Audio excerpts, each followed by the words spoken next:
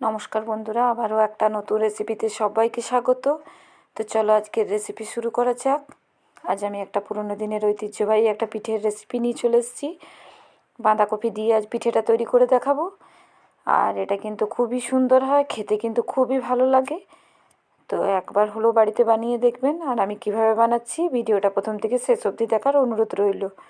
খুবই ভালো লাগবে ভিডিওটা আজকের। তো প্রথমে বাঁধাকপি নিয়ে নিয়েছি অর্ধেকটা পরিমাণ, একটা বড় সাইজের বাঁধাকপির অর্ধেকটা পরিমাণ এভাবে কেটে নিয়েছি আমি একটু কুচি কুচি করে। তো বাঁধাকপিটাকে ভালো করে কেটে আর ধুয়ে নিয়েছি। এবার এখানে আমি একটা প্রেসার কুকার নিলাম। প্রেসার কুকারের মধ্যে এবার আমি বাঁধাকপিটাকে দিয়ে দেব। ভালো করে বাঁধাকপিটাকে অবশ্যই ধুয়ে নিতে হবে। এবার বাঁধাকপিটা আমি দিয়ে দিচ্ছি এর মধ্যে।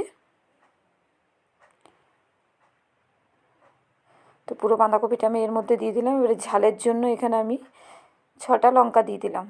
তো ঝালটা বেশি কম করে নিতে পারেন, তবে এই পিঠেটা একটু বেশি ঝাল হয়, সে কারণে এখানে আমি 6টা লঙ্কা ব্যবহার করলাম। আপনারা কিন্তু লঙ্কার পরিমাণটা বেশি কম করে নিতে পারেন। নুন দিয়ে দিলাম পরিমাণ মতো। আর অর্ধেকটা একটা বড় সাইজের গাজর অর্ধেকটা আমি এই ছোটো ছোটো করে কেটে দিয়ে দিলাম। দিয়ে এবার আমি কোনো রকম জল দেব না, 2 থেকে 3টে সিটি দিয়ে ভালো করে সেদ্ধ করে নেব বাঁধাকপিটা। এবার এদিকে চলে এসেছি, আমি যে চালের ভাত খাই সেই ভাতের চাল আমি এখানে ভিজিয়ে দিয়েছি। তো চালের পরিমাণটাও বেশি কম করে নিতে পারেন, কম করতে চাইলে সেক্ষেত্রে কিন্তু চালের পরিমাণটাও কমিয়ে দেবেন। তো চালটাকে আমি সারা রাত্রি ভিজিয়ে রেখেছিলাম। আপনারা চাইলে 4 থেকে 5 ঘন্টা ভিজিয়েও কাজটা করতে পারেন। তো আমি সময় ছিল তাই রাত্রিবেলায় ভিজিয়ে রেখেছিলাম। আর এটা পরের দিন আমি তৈরি করছি। তো দেখিয়ে দিলাম যে চালটা একদমই নখে এভাবে ভাঙলে কিন্তু একদম ভেঙে যাচ্ছে, মানে চালটা আমার একদম ভালোভাবে ভিজে গেছে। এবার এভাবে জল দিয়ে দিয়ে চালটাকে খুব ভালো করে আমি কিন্তু বেটে নিলাম। পুরো চালটাকে বেটে নিয়ে চলে এলাম। এবার এর মধ্যে কিছু শুকনো মশলা আমি অ্যাড করব পিঠেটাকে আরও টেস্টি করার জন্য। তো পরিমাণ মতো প্রথমেই যেটা দিলাম সেটা হচ্ছে নুন দিয়ে দিলাম, পরিমাণ মতো হলুদের গুঁড়ো দিয়ে দিলাম,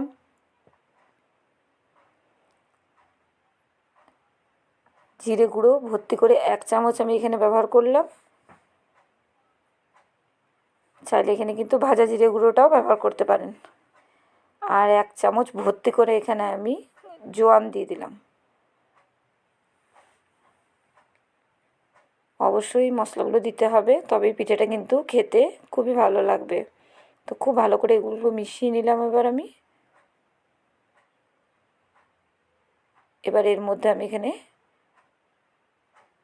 1/2 ইঞ্চির মতো আদা নিয়ে নিয়েছি। সেই আদাটাকে এভাবে গ্রেট করে দিচ্ছি। চাইলে কিন্তু আদা বাটাটাও দেওয়া যেতে পারে, তবে এভাবে গ্রেট করে দিলে খুব ভালো করে দেওয়া হয়ে যায়। আর বাটা হলে খুব ভালো করে বাটা যায় না একটু, তো সেই কারণে এইভাবে গ্রেট করে দিলাম আমি। তো খুব ভালো করে মিশিয়ে দিচ্ছি এবার সমস্ত জিনিসকে। আর এদিকে বাঁধাকপিটা সেদ্ধ হয়ে গেছে আমার, ঠান্ডা করে নিয়েছি কিছুটা। তো এইভাবে দেখিয়ে দিচ্ছে, হাতে এইভাবে নিলে কিন্তু বোঝা যাচ্ছে যে পুরোপুরি সেদ্ধ হয়ে গেছে। এবার এটাকে আমি একটা হাতা দিয়ে এভাবে থেসে নেব। তো যেটুকুনি জল আছে সে জলটা ফেলবো না, জল একদমই কম আছে বাঁধাকপির মধ্যে, কারণ আমি কোনো জল দিয়ে সেদ্ধ করিনি, বাঁধাকপির জলেই বাঁধাকপিটা সেদ্ধ হয়ে গেছে। এবার এটাকে খুব ভালো করে এভাবে আমি হাতাটা দিয়ে একদম থেসে নেব। তাহলে কী হবে, লঙ্কাগুলো যেটা আছে সেটা কিন্তু আমার চটকানো হয়ে যাবে। আর বাকি সব গাজর টাজরকে দেখুন খুব ভালো করে করে নিলাম। তবে একদম মিহি স্মুথ পেস্ট হবে না এটা, এটা একটু দানা দানা ভাব থাকবে। দানা দানা বলতে বাঁধাকপিগুলো একটু গোটা গোটা থাকবে, তবেই কিন্তু খেতে ভালো লাগবে। তাই আমি এইভাবে বাঁধাকপিটাকে একটু মেখে নিলাম। দেখুন গাজরটাও বেশ দানা দানা, মানে গোটা গোটা কিছুটা একদম মিহি হয়ে গেছে। এই মতো রাখতে হবে। রাখে এবার আমি যে চালের পেস্টটা তৈরি করে রেখেছিলাম তার মধ্যে বাঁধাকপিটা দিয়ে খুব ভালো করে হাতে এভাবে চটকে চটকে কিন্তু মেখে নিতে হবে, খুব ভালো করে মাখতে হবে। এটা একটু সময় নিয়ে কাজটা করতে হবে। তো এইভাবে খুব ভালো করে আমি কিন্তু মেখে নিচ্ছি চালটার সঙ্গে। তো পিঠে তো অনেক রকমের খেয়েছেন বন্ধুরা, একবার এভাবে বাঁধাকপি দিয়ে পিঠে তৈরি করে দেখুন। আর ব্যাটারটা দেখুন কতটা গাঢ় বা কতটা পাতলা রেখেছি, দেখে বুঝতে পারছেন। এবার এর মধ্যে পিঠেটা তৈরি করতে আমার লাগবে সর্ষের তেল, আর একটা বাটির মধ্যে জল নিয়েছি আর একটা তেজপাতা নিয়ে নিয়েছি, 1-2টো তেজপাতা। তো এই তেজপাতাটা লাগবে। এবার তাওয়ার মধ্যে অল্প পরিমাণে তেল দিয়ে দিলাম, সর্ষের তেল দিয়ে ভালো করে খুন্তি দিয়ে চারিধারে ভালো করে মাখিয়ে নেব একটু তেলটাকে। খুব বেশি তেলেরও প্রয়োজন হয় না পিঠেটা তৈরি করার সময়, প্রথমে একটু তেল দিয়ে করলে ভালো হয়, সেই জন্য একটু তেল দিলাম। এবার এর থেকে 3 হাতার মতো ব্যাটার আমি এর মধ্যে দিয়ে দিলাম, দিয়ে এবার একটা তেজপাতা নিয়ে এইভাবে ছড়িয়ে দেব। আর এই পিঠেটা একটু মোটা হবে, এটা কিন্তু পাতলা হবে না, তাই এটা একটু শেপ আনার জন্য আমি তেজপাতা দিয়ে এটাকে একটা শেপ করে নিচ্ছি, যাতে একটু দেখতে সুন্দর লাগে শেপটা থাকলে। তো এইভাবে করে নিলাম। এবারে এটাকে ঢাকা দিয়ে 2 মিনিটের জন্য আমি রান্না করে নেব। 2 মিনিট পর দেখিয়ে দিচ্ছি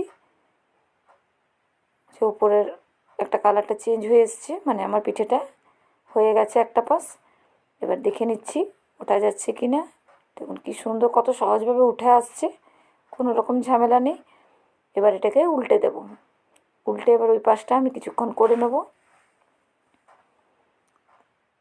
তো কিছুক্ষণের মধ্যেই হয়ে যাবে। এই যে হয়ে গেল আমার, এটাকে আমি তুলে নিচ্ছি। একইভাবে আরও একটা বানিয়ে দেখিয়ে দিচ্ছি আপনাদেরকে। তো একদমই অল্প তেল দিলাম, আবারও তেলটা একই রকমভাবে খুন্তির সাহায্যে পুরো তাওয়ার মধ্যে একটু ছড়িয়ে দিলাম। এবার এর থেকে ব্যাটার নিয়ে নেব। তো ব্যাটার দিয়ে এভাবে একটু ছড়িয়ে ছড়িয়ে দেবো।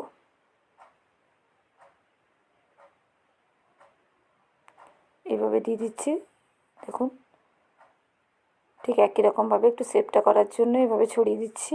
আর অবশ্যই পিঠেটা কিন্তু মোটা করবেন, তবেই কিন্তু খেতে ভালো লাগবে। তো এইভাবে একটু দিয়ে দিলাম।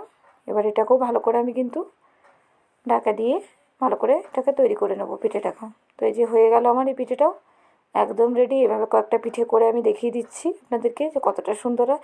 তবে এই পিঠেটা রাত্রিবেলা বানিয়ে যদি সকালে খাওয়া হয় আরও বেশি টেস্টি লাগে।